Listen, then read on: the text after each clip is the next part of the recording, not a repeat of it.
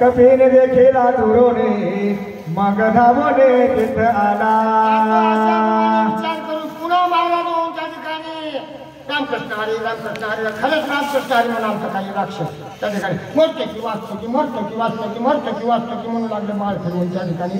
आणि तेवढ्यामध्ये मारुतीला दुरून बघितलं, मारुतीला बघितल्यानंतर साधू दिसला, आनंद वाटला आणि मारुतीला साधूचं दर्शन घ्यावं म्हणून धावून जायचं. त्या काळी महाराजापाशी आले ते आहेत दुरोण देखीला तापसे हर्षित कपेचे मानसा भरला सर्वांगे उल्हासे ऋषिद मनास तेथे आला. मारुतीनं पाहिलं, साधूचं दर्शन व्हायला लागले, आनंद झाला. त्या मारुतीला आनंद आणि मारुतीला म्हणाले काय भाग्य आहे माझं, त्या ठिकाणी कार्य करा येत असते एका साधूचं दर्शन करायला लागले म्हणून मारुतीला धावून साधूचं दर्शन घेण्यासाठी यायला लागले.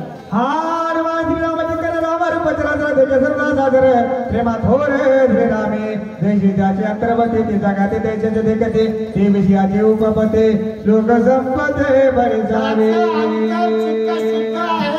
त्याचं मन निर्मळ आहे, ते सगळ्या जगाला जे आहे ते चांगलंच पाहते.